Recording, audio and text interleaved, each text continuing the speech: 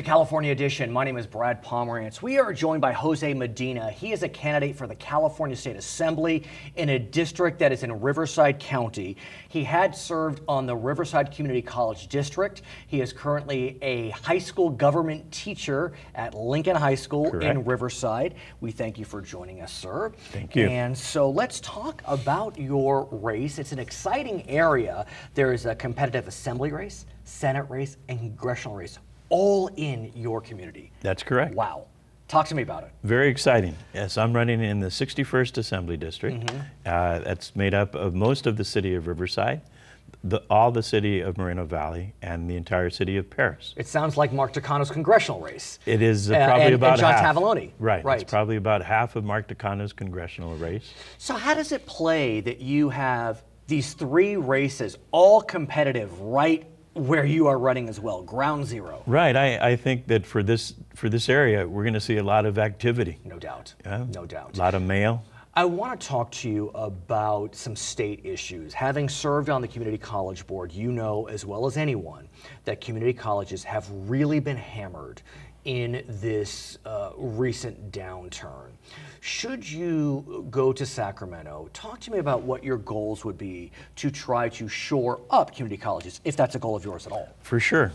And you're right that community colleges have been hammered by budget cuts in the last 4 years. Right. It's getting more and more difficult for students to get the classes they need, the time to finish an AA degree.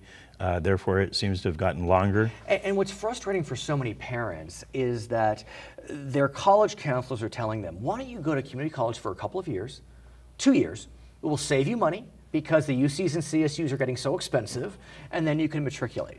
But you can't even get out in 2 years because classes have dropped, class sections have dropped, God, almost 125,000 in 4 years. And that's due to the funding cuts that have hit the community college districts. But community college, I think, still plays a very important role in higher education because it's always been the access, it's always been the ladder to higher education. But here's an interesting challenge, and I'm sure you know of it. Community colleges have had tremendous spikes in tuition, from $26 a unit to $46 a unit in like a year and a half. But California community colleges are still the cheapest in the nation. Very, very much so.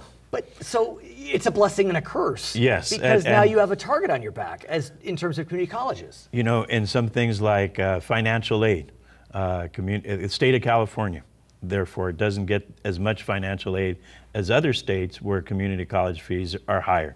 So you're right. The fees being so low in comparative to the rest of the nation is helpful to the students, and at the same time, therefore, they're eligible for less financial aid if the fees were higher. So I know you're running your own race, but I'm sure you're aware that Proposition 30 is on the ballot, which would increase sales tax by 1/4 cent, increase tax on the wealthy. There are sunsets on this. I believe some money would go to community colleges. Is that right, under Prop 30? Yes, under Prop 30, a lot of the money would go not only to K-12 education, but K-14. would go, right. So what's your sense of Prop 30 if you have taken a position? Oh, I am. Yeah. And I'm in favor of Prop 30. It would help not only public schools, but it would help community college. It would help the Cal State system, as well as the UC system. And it's interesting, I'm sure you've read that the Cal State admissions offices sent letters to every single applicant for fall 2013 telling them that if Prop 30 fails, we're accepting fewer students. Right. The message is clear. So as you campaign for your assembly seat, what are you hearing about Prop 30? You know, even as I talk to elderly people, retired people, people who are on fixed income, I hear that they will support it. That's critical for the proponents. That they understand the importance of education. But what about the fact that, here we are in California, the Amazon tax just kicked in, the fire tax is kicking in, the lumber tax is kicking in, we have Prop 30 on the ballot. In LA County, which is 25% of the state, they have an extension of a transportation sales tax. I mean, a lot of taxes before us. Well, it's probably been a while since we've seen a tax increase, and I think the governor's pledge was that statewide tax increase. Yeah, and the governor's pledge was that he would not raise taxes unless it was approved by the voters. So now it's up to the voters. It is. It is. Okay, I want to shift gears slightly. I see that you have a UCR button on your lapel. Are you a graduate of UCR, I presume? I am. And so I must ask you about what a dream of UCR's, and that is to open a full 4-year medical school. Chancellor Tim White has fought mightily for it. It's gotten bogged down. It's undeniable. The accrediting committee last summer, I'm talking 2011, said no. You cannot get accredited. You don't have sufficient support from the state of California.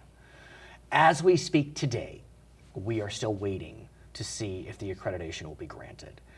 Talk to me about that. Yesterday I was at UCR, heard from the chancellor that we're waiting for the next couple of weeks, that the decision on accreditation would probably be out in the next couple of weeks, and that they are very much optimistic, that the site visit from the accreditation committee went very well, and that they're hoping to get accredited in the next week or so. And why is that important to you? Why are you such a big proponent? I mean, is now the right time for UCR to be spending money on a new school when we see tuition going up, we see classes being cut? I think the medical school is probably the most important economic issue, or among the most important economic issues facing this area right now.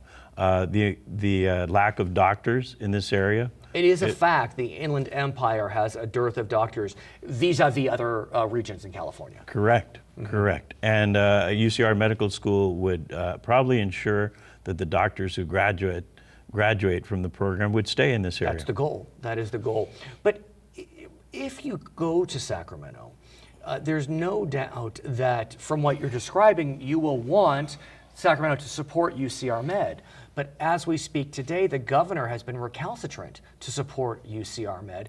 Some would argue it's because of a battle he had with Republican Senator Bill Emerson, who's been a huge proponent of UCR Med. How do you bridge those barriers? Well, as a resident of Riverside, as a UC Riverside graduate, I want to go to Sacramento and be a champion for the medical school. And so I will speak out, as I have already, forcefully, and be a champion for the medical school, and make sure that be one of my top priorities, and keep on fighting until the medical school is funded by the legislature. But then do you go to Republican Senator Bill Emerson, who's been a champion, and say, we got to lock arms here? I mean, this is... Sure. We work bipartisanly and do what it takes to make sure. I think that the medical school here is very similar to the fight of getting UCR established more than 50 years ago. Right. It's the same kind of fight. So as you conclude this election, talk to me about what you are hearing, seeing. What are your constituents saying to you? What are their hopes, their dreams, their fears, their concerns? I think the voters are interested in practical solutions.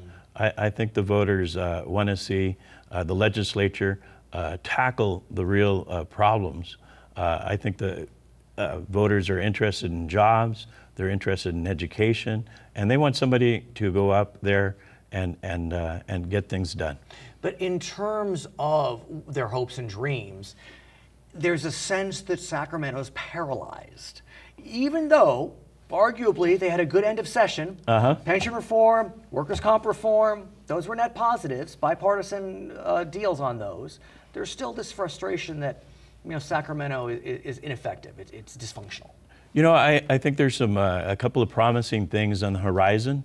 I think that the new open primary, of which you were a beneficiary, presumably. Yes, is kind of showing candidates that they need to not be on the extremes of either party. Okay. His name is Jose Medina. He is running for the California State Assembly. That election will be held on November 6th. I'm Brad Pomerance. We'll be right back on California Edition.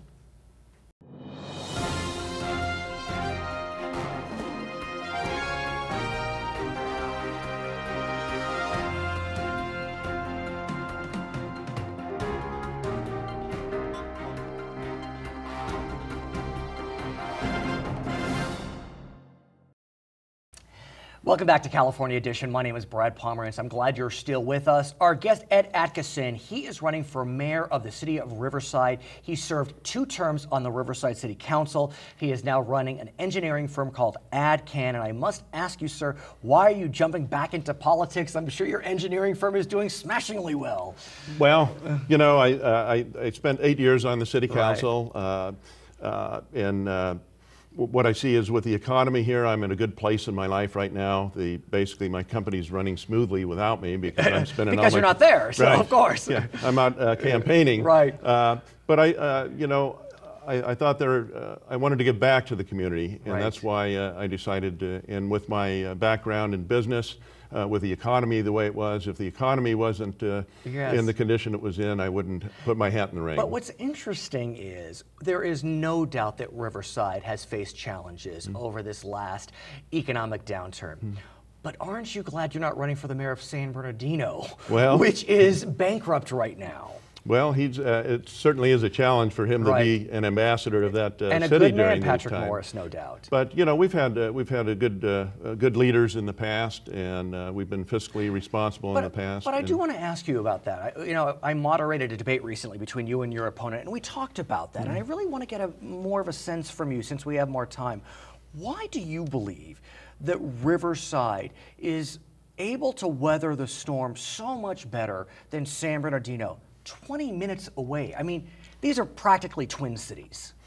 Well, I think probably the biggest plus that the city of Riverside has is that right now it's a charter city, and it allows the transfer of utility funds up to 11.5% to be transferred over. Whatever you pay for the utility, 11.5% gets what they call a general fund transfer, and gets transferred over into the general fund for the city to use and operate. So a lot of cities in the state, your general law cities, don't have that same privilege. And in San Bernardino, they don't have, are they general law? I actually don't know the answer. I don't know the answer but either, they don't have a utility. Right. And I know Los Angeles, for example, has their DWP, and so I get it.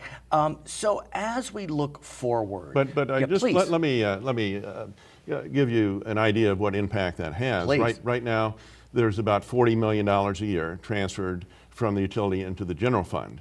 There's also the utility user tax, which is $25 million. So you have $65 million that basically comes from the ratepayers for the utilities into the general fund budget of about $220 million a year. It's very significant. So it's about 30% of the budget. And what's interesting is I think that San Bernardino's budget deficit is just around $65 million. So it does say a lot.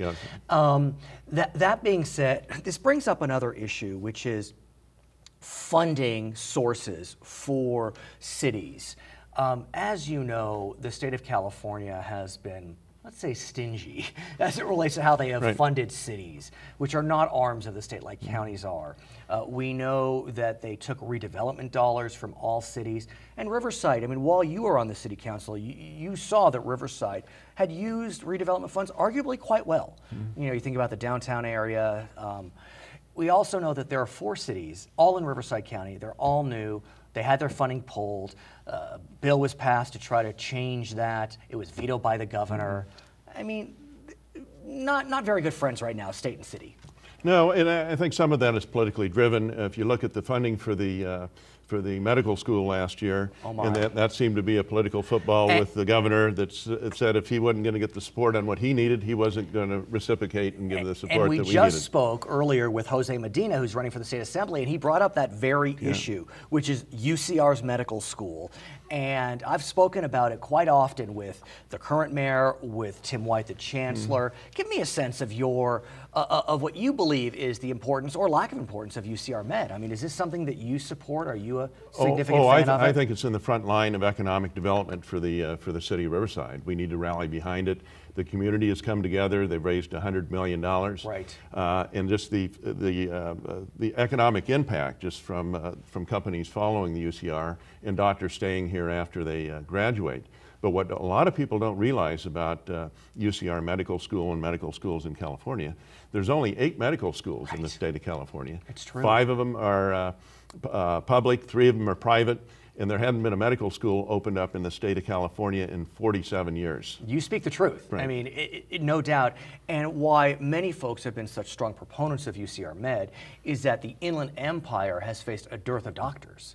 And there just aren't enough doctors to meet the expanding population. And so as I understand it, sir, the goal is to, if the medical school opens, keep some of the doctors local. Right. And it looks like it's ready to go. Right. And I think with that said, we got a shortage of about 3,000 doctors in the Inland Empire. Sure. Yeah. So what's interesting, and you mentioned it, is that with the UCR Med example, there had to be private fundraising. I mean, Tim White, the chancellor, did much of that. We didn't see the contribution by the state. And so that begs the question, since the state doesn't appear to be there for cities, what can cities do, like Riverside, to lure that investment? You don't have redevelopment. I don't think you have enterprise zones in Riverside. I'm not sure. Well, let me, I have one idea Please. that I think is a little innovative, and that is we have a lot of public sector employees Right. in the area here. You got the UCR, Sure. You got the county, you got the city, you got RCCD, you got the right. schools, Right. And a lot of that money goes into the pension and is vested in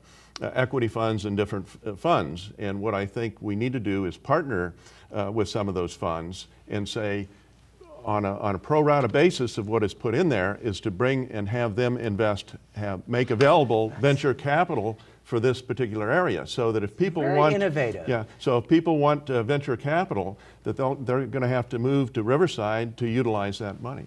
I've never heard that plan. Is it an Ed Adkison original? This is an Ed Adkison original. I haven't discussed any of the pensions about Right. it, but it seems like we're taking this money that is getting invested, and why not invest it where the money is coming from? And it's interesting because we know our friends in San Bernardino, one of the reasons why they went BK, according to Mayor Pat Morris, is the weight of pension obligations. Right. But as I understand it, the city of Riverside has pretty good relations with its bargaining units. Right. And so, sure, pension reform is important. But you look at it, 75% of all the jobs created in the United States come from companies that are 5 years or less. So you have to build these startup companies, and that's the way you're going to generate jobs. So how do you want to continue to make Riverside so attractive? For example, and good for them, San Bernardino got the Amazon distribution Right. center. They need it desperately. Right. But what other significant employers, I don't mean names per se, but what industries do you see are ripe to locate in Riverside? Well, I see once the medical school gets here, Right. I think you're going to see more technical companies coming to Riverside. But it's right, we have to sell the city for what it is. I mean, we've got reasonably priced land, we're centrally located, we got all the assets that one would look for a CEO wanting to move to a particular area. And if you can get the CEOs to move here, they're going to bring their companies here with them. I must ask you, though, about the current mayor, Ron Loveridge. I think it's fair to say that he is a giant. I mean, he has a very large and long shadow. He was chair of the National League of Cities. How do you follow that? Yeah, it's a tough act. Right. I mean, this is a big job, and sometimes you lay at night and you scratch your head and say, is this? Why don't I go back to my engineering firm? It's a huge job. Right. But honestly, though, when you do have this giant before you, how do you set your own tone? What will the tone be of an Adkison administration? Will you want to be on the national stage like Mr. Loveridge was, or do you want to look more inward? I mean, look, Riverside just won Intelligent Community of the World. The world. One of the things that being on some of these either state or national committees where you're the ambassador for the city, it brings a lot of exposure to the city, and you can utilize that in a lot of different ways. You can utilize it in your culture, you can utilize it in economic development. Right. So there is some pluses. A lot of people are critical of that, saying, well, he spends a lot of time out of town. But when you're in you become the forefront. And no doubt. Just being the president of the League of California Cities gave him direct access to the governor. So there's not too many mayors. I want to wish you the best of luck in your election. It's on November 6th. His name is Ed Adkison, running for the mayor of Riverside. I'm Brad Pomerance. We'll be right back on California Edition.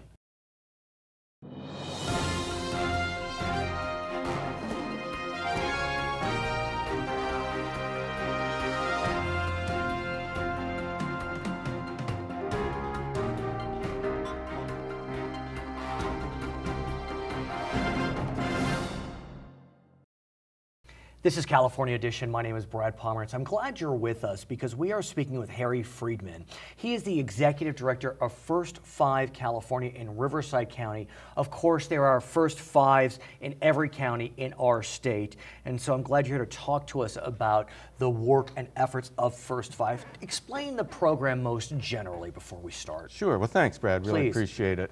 First Five Riverside is a division of DPSS. First Five was created as a result of the voters' approval of Proposition 10 back in 1998. Voters recognized the critical importance of services for kids 0 to 5. That's when a foundation really is established. So they passed Proposition 10, which provides funding to enable each community to provide services to help children develop a strong foundation to be successful in school. And what services has First Five provided in the last, 14 years? Right. We fund a variety of services. Again, like most counties, each county has their own individual county commission that makes decisions based on local needs. Oh, interesting. So we're able to fund things for Riverside County children. Our needs may be different than even San Bernardino, as you pointed out earlier, 10 minutes away. Yes, yes. So we fund a range of services, including health-related services, social emotional development being one that we'll talk about. We also fund early childhood education services. So child care, preschool, early literacy. So does someone need to contact the commission to access those services, or are they're just programs in the community that are accessed directly? Exactly the latter. There are programs in the community. We have a funding mechanism. We do what are called RFPs, requests for proposals. Sure. We're allocating about $26 million for Riverside County children and families this year. Agencies apply to the commission based on an RFP. More than you want to know, but no, it's important stuff. If you're watching, I mean, no matter where you are in California, I'm sure that all First Five committees do the same thing. Pretty much. So there's an application process, a reading process. We bring in outside experts to evaluate the applications. Then recommendations go to the commission. It's a pretty rigorous process. We generally have about 10-to-1 ratio of applications for available funding. Wow. I want to talk about one of your initiatives, and it deals with the mental health of the young. I'd mentioned to you that I have a family member, a child, who has struggled a bit with mental health issues. Yes. And fortunately for this child, she has done well because of intervention. And you know, despite her father, she's managing to make it, whoever he may be. I'm not saying anything, but be that as it may. We could trade stories about exactly, whoever that father is. But be that as it may, talk to us about the First Five initiative as it relates to mental health. Absolutely, and thanks. And let me start by appreciating your efforts, and you're a perfect story for First Five. You should be on our commission. Oh, I'll be glad to help. Parents need to recognize the importance of social emotional development, early mental health issues with children. As I indicated a second ago, we fund a range of services, a lot of health-related services. About half of our money goes for health. Within health, we fund a number of different kinds of programs. Oral health, breastfeeding, healthy kids, insurance coverage for children. And one of the newer things that the Commission committed to about 5 years ago now was our mental health initiative. And people often have this reaction, well, you only serve children 0 to 5. What kind of mental health issues? Right. Exactly. Well, how do you know? So what we fund, and a very critical distinction, is very few children 0 to 5, a few, but very few, have very serious mental health issues that need diagnosis and hospitalization or that sort of thing. Although, you know, there are some. Yeah, I think about OCD. Yes. ADD. Autism is really a different issue, but I would consider those two, OCD, ADD, as in the mental health spectrum. They are. Would those not percolate? Absolutely, they do. But even earlier than that, what's critically important is providing social emotional development services. People sometimes don't think of social emotional development in the same way they think of intellectual development. But it's also preventative. Absolutely. Children need to have social emotional development skills just like they need to have intellectual skills, just like they need to have physical skills to advance. So our mental health initiative recognized that children 0 to 5, there needs to be an emphasis on social emotional development. The project provides a range of, the project itself provides a range of services. So tell us more about it. I really do want to understand. Because, correct me if I'm wrong, is what you're saying that you need to give that social emotional development to fend off potential mental health issues later in life? To fend off, to identify early, to be able to provide earlier intervention. like most things related to First Five, there's a huge payoff both for the individual child and family and for us as a society and taxpayers in providing, as you identified, preventative services. The earlier we can identify a problem and intervene, the greater likelihood of less of a need for ongoing expensive treatment down the road. It's been well documented that children who have appropriate social emotional development skills do better in school, less criminality, less involvement with the mental health system, less involvement with special ed in the education system, which is, again, better for the child and better for us, because all of those things are quite expensive. Much less expensive is providing these preventative services early on. So if I could, let me describe the services. So we provide screening, or we don't. I keep saying we. No. We fund programs. Agencies. We fund programs that provide screening, assessment, and when needed, treatment services. And one fourth component, which is public information, in order to help people understand, as hopefully we're doing right now, the importance of social emotional development, destigmatize if I'm having a problem with my child, if they're not getting along with peers, if they're not getting along with siblings, if they're acting out in class. It's a skill. And there's some interventions that can help with that. So from the screening, we try to screen. There's screenings in a variety of places, a lot of child care and preschool sites. We screen in the classrooms. But it's interesting because, you know, I think about children that may be defiant, whatever that may mean. Right. And it's so hard as a parent to figure out whether they're defiant or whether they have oppositional defiance disorder. Isn't that the term? That is the term. Exactly, and that's exactly the issue. When this program was created, some of the news at the time were there were a number of children being expelled from preschools because they... You expel a child from preschool, that's terrible. It is, but they were so defiant or so inappropriate with other children. If you're the parent of the non-defiant child, you walk in and you see these inappropriate behaviors, and they were just beyond the ability of the preschool teachers to help in the classroom. So that was one of the things that prompted the commission to take a look at, let's screen kids, let's then provide intervention for kids, which can be very simple in order to help them improve their social emotional skills. Let's provide treatment if that's needed. So all three of those are components. Screening happens in at least two places. One is child care preschool settings, the other is pediatrician offices. There's some relatively simple screening tools that are evidence-based, well-recognized. So if one of our parents is watching right now and is concerned that there may be an issue, what can they do, regardless of where they live? They can go to our website and go, which is First Five, it's on the list. Yeah, I'll put it on the screen. And then there's a button, Growing Healthy Minds. They click on Growing Healthy Minds, and it identifies our two funded agencies, Department of Mental Health, Family Service Association. They can contact either of those organizations and say, I would like my child to be screened. And they will be screened. I want to ask you about depression. Okay. Because it is, in a lot of ways, very amorphous. But, you know, I have two daughters. They're in 5th grade and 3rd grade. And I can look at children and I feel like this child's already depressed. It happens. Am I missing? Am I too much of a Dr. Phil, or are they depressed? You're appropriately attentive to children, which many of us aren't. So children can be depressed. And I keep talking about the children and providing intervention. We're doing much more for parents than we are for children. You don't work with a 3-year-old, sit them on a couch and do a traditional psychotherapy session with them. You work with their parents. If a child really is depressed, if they really are having serious emotional problems, it's very likely due to some family situation. So we need to intervene with the family.